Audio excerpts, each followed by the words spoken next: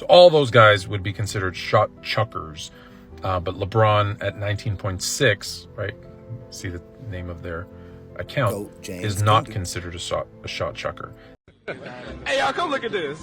The interesting part is, he says, to start it, right? This is why I say you paint yourselves into a corner. Why is it 20? Why isn't it 15? Why isn't it 10? Why isn't it 30? Because Scottie Pippen averages 15 shots per game during the 90s. No one calls him a shot chucker. Continue. All right. Kobe is considered a shot chucker for his prime years. All right. By that standard, 20 plus field goal attempts per game. So other than this season, the 6 seasons prior, LeBron averaged over 20 shots attempts per game.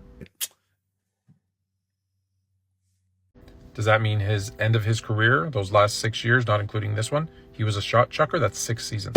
Now who is the one setting up their own parameters? Why did you go to the last 6 years but didn't include this year and didn't use the one from 2018? But you and I know why, but let's let you continue to paint yourself in a corner. What about his first 10 seasons, where he averaged over 20 a game? Would you consider him a shot chucker for his first 10 years?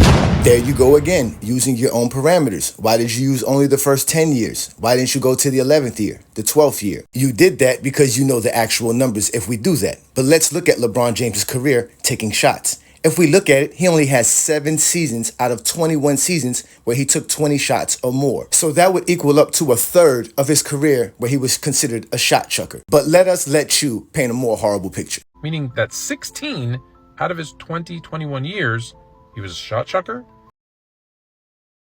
See how that doesn't make sense?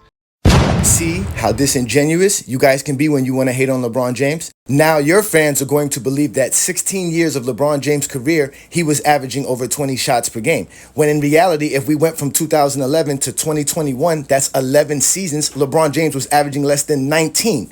That's more than half of his NBA career where he was taking less than 19 shots per game, which would not make him a shot chucker. And let's let you explain what a shot chucker is. And what about Joe Fulks, the first all-time leading scorer in the NBA? I guarantee you, if you know anything about the history of basketball, we'd all agree he was a shot chucker.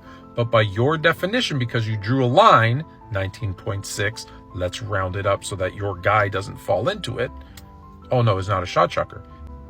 Joe Fulks, 19.1, the biggest shot chucker in the history of the NBA. Got him. We fucking got him. Right where we want him. So quoting Sports Fluent, 19 shots per game makes you a shot chucker. But Michael Jordan taking 23 shots per game doesn't make him a shot chucker. Now who has painted themselves into a corner? You have made a masterpiece of getting yourself exposed by the exposer. So we'll go ahead and add LeBron James to the shot chucker list because 19 shots per game does that.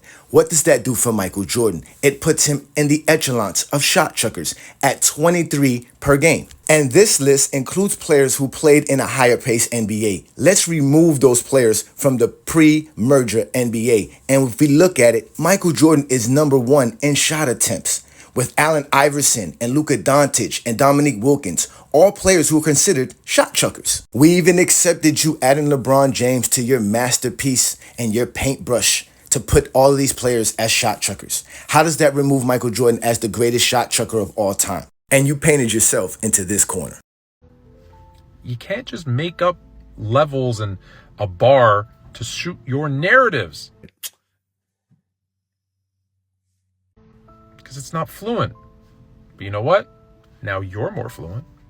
And Sports Fluent, you have now been exposed by the exposer. And I know this is going to look like we're destroying everything. Don't worry about it. We don't make mistakes. We have happy accidents.